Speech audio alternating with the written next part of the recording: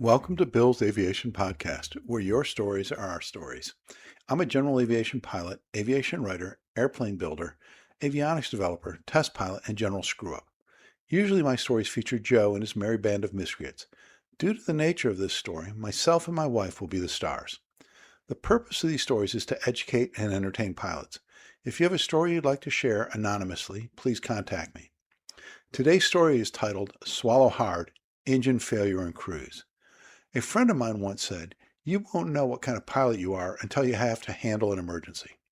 On Thursday, June 4th, 2026, my wife and I were cruising along in our Vans RV9 at 8,500 feet, south of Nashville, Tennessee. We had built the airplane together, with my wife having driven or bucked a third of the rivets in the aircraft. She was there with me when we installed the systems and knew the airplane's performance almost as well as I did. After topping off the tanks at Pickens County, South Carolina, we departed, turned on course, set up a cruise climb, and contacted Greer Departure with a request for flight following to our fuel stop. Flight following is a service air traffic control provides to aircraft who are flying in good weather, as we were. They call out traffic if there's an issue, assist with clearance through controlled airspace, and provide assistance should the pilot have an in-flight emergency. As I always do when taking trips, I strapped a knee pad to my right leg. It was there where I log heading, altitude and frequency changes, fuel consumption, and anything else I can think of during my flights. Once the autopilot pushed over at 8,500 feet and the airplane accelerated, I set the cruise power and manually leaned the mixture for the O360's carburetor. With the autopilot tracking towards our fuel stop in Missouri, the engine droned along as smooth as could be, everything in the green as it should be.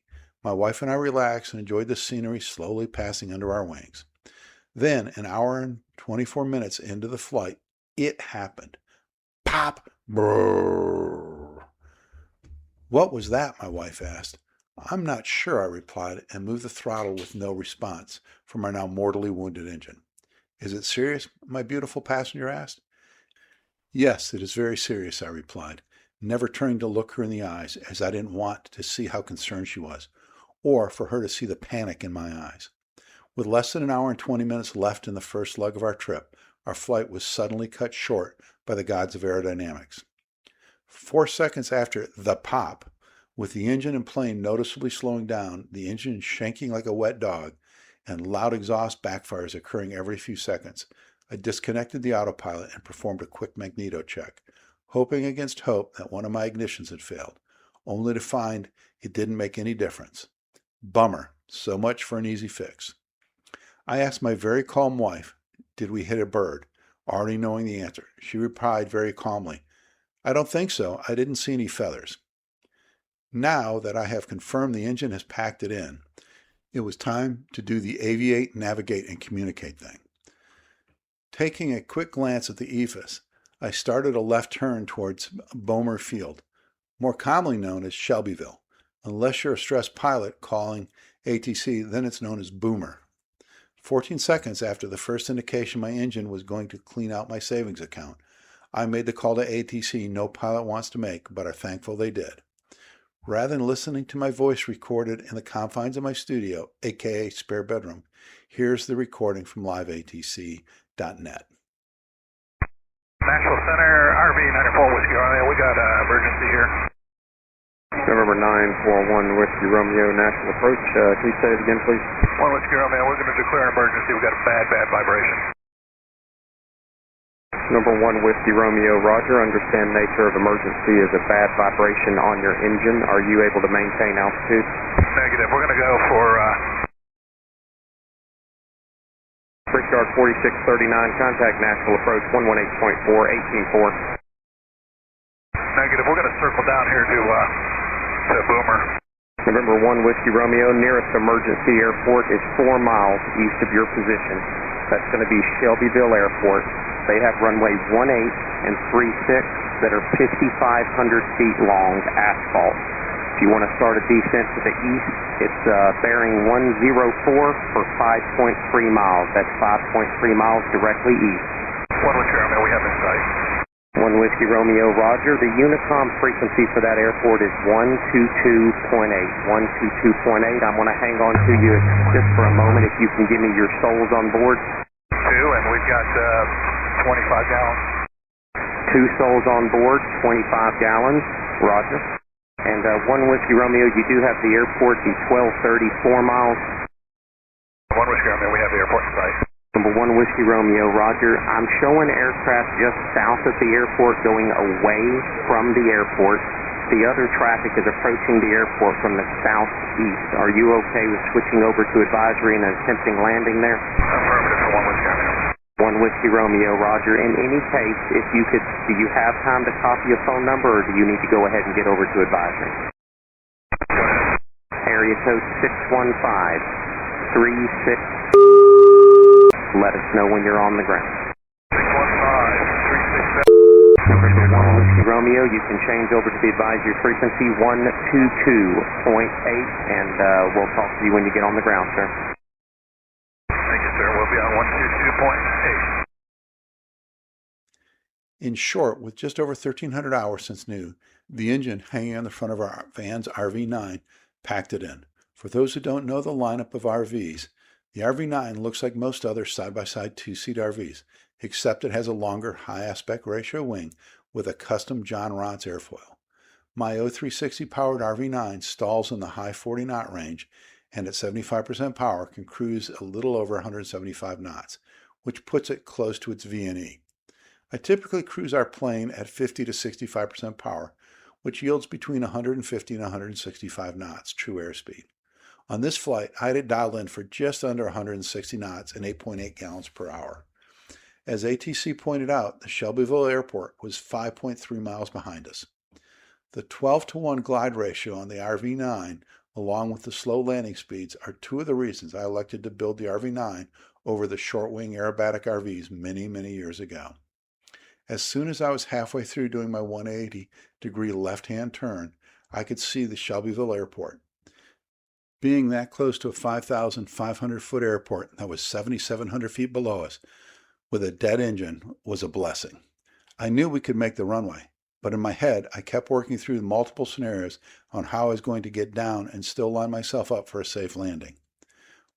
Once ATC finished with their questions, I switched to Shelbyville's CTAF frequency of 122.8 and made the first of 4 announcements. Shelbyville traffic. RV 1 Whiskey Romeo is declaring an emergency. We are 2 miles west of the airport at 6,000 feet and will be landing on 18.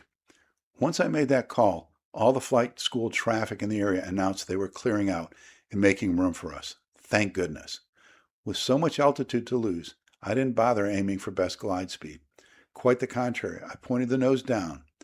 What I didn't want was to have to perform 2.5 360-degree turns over the runway and come up short. Even then, I had performed 1 360-degree circle over the airport and still joined downwind 500 feet above traffic pattern altitude. A good problem to have. Once on downwind, I again announced on Shelbyville's CTAF frequency, Shelbyville traffic, RV 1 Whiskey Romeo is on downwind for 18 and will be making an emergency landing. I slowed down, deployed all the flaps, and had a debate with myself how far out to extend my downwind leg and where I should plan to touch down. The 1,000-foot markers, otherwise known as the captain's bars, should work. After all, I have a 5,500-foot runway to land on, and I'm used to landing on a 2,300-foot grass runway at home. As I turned base, I made my 4th CTAF announcement. RV 1 Whiskey Romeo is turning base to final and will be making an emergency landing on 18. With full flaps and just over 900 feet to lose, a full deflection slip was in order from the beginning of my base turn to touchdown, as it turned out. Even with standing on the left rudder, full right aileron, all my flaps hanging out, and trying to hold 60 knots to maximize my sink rate and reduce the glide, I still landed 3,100 feet down the 5,500-foot runway. A number of people have asked me why I didn't shut the engine down. In the back of my head was my aviation godfather's voice. Never shut down a running engine, ever. I thought the engine was still giving me a little power, and my thinking was that if I botched the landing, even 10% power might be enough to correct a bad landing. It turns out that even though the EFIS data showed the engine was producing power, after discussing the data with the EFIS manufacturer, they confirmed the engine was not producing power and was just windmilling. After touching down, I had enough energy to make a right turn off the runway and turn left onto a parallel taxiway where the engine stopped turning. Through it all, my wife sat there very quietly and let me focus on getting us safely on the ground. No hysterics, no crying, nothing but silent prayers, which obviously worked. All in all, not too bad. My next video will describe what is going on with the engine, what happened, the engine removal, the shop that's going to do the work, and more. Lessons learned. I did a number of things right. I was high. I was on flight following. I make every landing as if it's a dead stick landing at home. Being on flight following and contacting flight following immediately was a huge help. I got very lucky in that I was high and close to a large airport with a good maintenance facility on the field. So far, I'm very pleased with the people at Mac Air. One additional thing that cannot be understated was having a modern EFIS in the panel. The situational awareness it provided was a major help. I didn't have to fumble around looking for a suitable landing spot, and had started my turn towards Shelbyville about the same time I contacted ATC. Thank you for listening, and if you enjoyed what you've heard, please hit the like button or thumbs up and subscribe by clicking on the logo on the lower right of your screen. If you really like what you heard, please help support the channel and become a Patreon. Part of each donation will go to aviation safety and aviation youth programs. Be sure to check out my next story about what happened after we got on the ground.